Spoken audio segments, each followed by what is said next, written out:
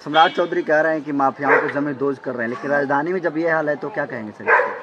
भाई अब तो ये सामने बात है कि जब पटना राजधानी में ये हाल है तो दूर सुदूर इलाके जहां आप नहीं पहुंच सकते हैं, हर जगह हम नहीं पहुंच सकते हैं,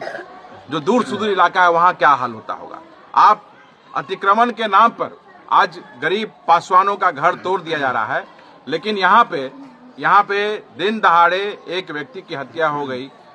बेरहमी से गोली मार दिया गया उसके घर के बाहर में, और कोई देखने नहीं आता है। सिर्फ खाना पूर्ति प्रशासन की तरफ से किया जा रहा है। तो ये अब लोगों को देखना समझना है कि जो आपने किया है, जिस लिए आपने वोट दिया है, क्या वो पूरा हो रहा है। अफसोस की बात है कि पूरे बिहार में कल भी दलित समाज हमारा जो था, और उसमें विशेषकर पासवान रविदास कल भी असुरक्षित था, आज भी असुरक्षित है। कल भी हत्याएं हो रही थी, मार दिया जा रहा था, हमारी बहनों के साथ दुष्कर्म कर दिया जा रहा था, हमारे पासवान भाइयों के खून से इस धरती को लाल कर दिया जा रहा था,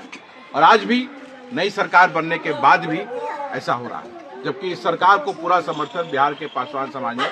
दिया, लेकिन ये सरकार जो है हमारे समाज की रक्षा करने में विफल है। आप देखिए किस तरह से एक गरीब आदमी जो ठेला चला के जीवन यापन अपना करता था, अपने परिवार का पेट पालता था, उसको इतनी बुरी तरह से उसके घर के बाहर में नशे के सौदागरों ने किस तरह से बेरहमी से मार दिया। और अपराधी का कोई जात नहीं होता है, चाहे वो यादव हो या कोई भी हो, उसकी गिरफ्तारी होनी चाहिए, कड़ी से कड़ी सजा मिलनी चाहिए, हमारा ये मानना है। और मुझे लगता है कि यही एक बहुत बड़ा कारण है जिससे कारण बिहार में इनकी सरकार बनने में विफल हुई,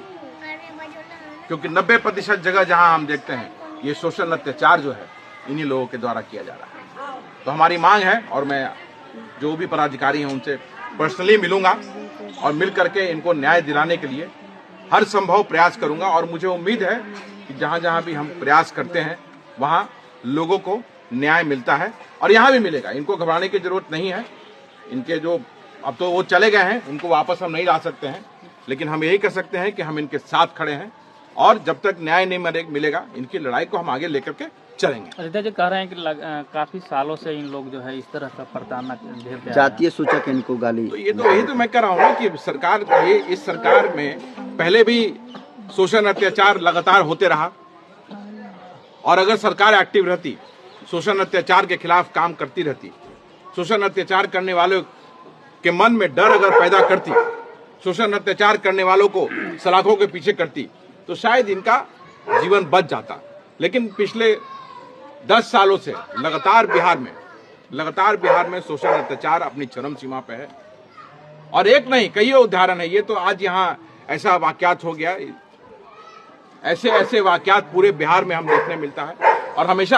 हमेशा हमारे पासवान रविदास भाइयों को मार दिया जाता है, हमारी बहनों के साथ दुष्कर्म किया जाता है, और गाली वाली तो देखिए लगातार ये लोग, जैसे इन्होंने कैसे कहा कि जाति सूचक गालियां हमेशा इन्हें दी जाती। तो सरकार का कर्तव्य है कि आप सुरक्षा का माहौल बनाइए, और अपराधी और अत्याचार करने वाले जो हैं उनके मन में एक डर का माहौल पैदा करना चाहिए, जिससे कि ये शोषण अत्याचार ना हो। तो मुझे लगता है लोग ये सरकार के शुरुआती पल में ही ये समझ चुके हैं कि इस सरकार के रहते हुए हम सुरक्षित नहीं हैं। और मेरा आप लोगों के माध्यम से पूरे बिहार के पासवानों, रविदासों, मुसहरों और जो महादलित समाज के लोग हैं उनका कहना है कि आप संगठित होइए और समूहों में रह करके अपनी सुरक्षा कीजिए, क्योंकि ये सरकार आपकी सुरक्षा करने में विफल है।